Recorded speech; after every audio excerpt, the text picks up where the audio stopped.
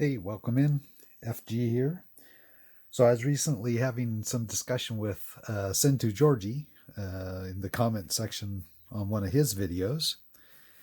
And if you haven't watched his video on his visit to the Postal Museum there, I'll put a link down in the comments here or down in the description, and you can take a look. It was pretty interesting, some of the stuff they had in there, but we got to chatting about stamps, and I was telling him that when I was a lot younger, uh, stamps was actually something that I collected long before I ever thought about collecting coins. And I collected, when I was in about the 6th, 7th, 8th grade time frame. And, starting in the 80s, you really started getting mass produced with different printing methods. And one of the things that always fascinated me about earlier stamps, if we go back a ways, was how they, much like our money, they could print stamps with a single color of ink and get such detail. And I just thought it was really interesting. Of course, there were some stamps that had multiple colors, but for a large part, a lot of these early stamps were pretty much single color or one color of paper plus an ink color. So I actually collected quite a few stamps that were back before my time. There was a stamp store that was a couple blocks from the school I went to, so I'd often go and stop in there on the way home from school and pick up stamps. And you can see everything I have in this book. These are all uncanceled. So I spent hours digging through his bins and stuff to find the uncanceled ones to take home and put in my book. So there's a Susan B. Anthony from back in 1936. And probably the oldest stamp I have is this one.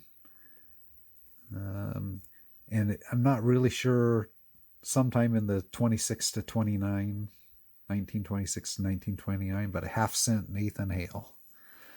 So that was the oldest one in my book.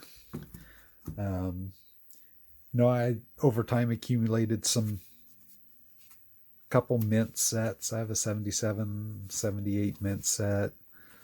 Have, for instance, the State Flowers and Birds set. So just some specialty sets. I also have some, I guess it'd be ephemera. Like here's a couple covers that were from the Oregon State Fair. I used to live down in Salem before moving up here to Portland, so it was always a yearly thing. We'd go over to the state fair, and see, I picked these up in 1982. And my wife and I were in the same high school senior class, and for our senior trip, we actually got bused up to the World Exposition in Vancouver in 1986. That tells you when I graduated high school.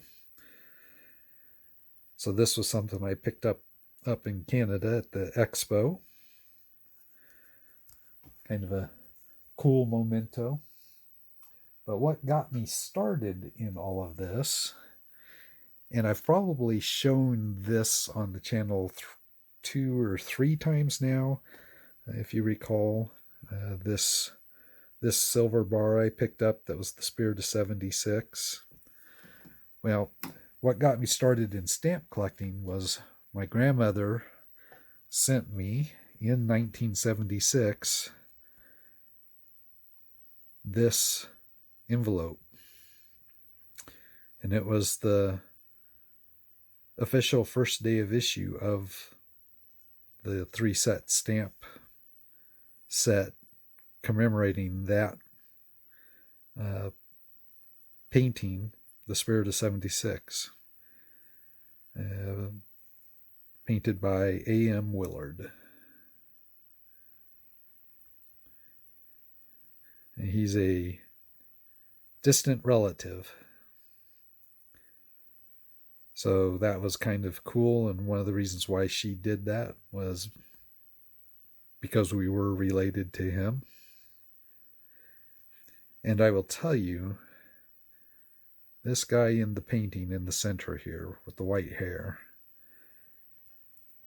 I would say he's a spitting image of my grandfather on that side of the family.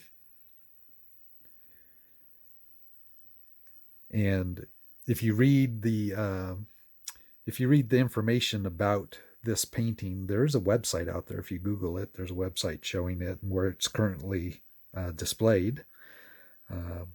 If you read the information about it, he used his father, when he was painting it, he used his father as the model for that one. So essentially, it makes sense that my grandfather really looked like that also. Anyways, so that was it. I told Georgie I'd make a short video showing him some of my stamps. There you go. Little something different than the normal silver and openings, but I haven't collected stamps in a long time, but I still had these in a box. So thought I'd pull them out and share them. That's it for now. See you next time.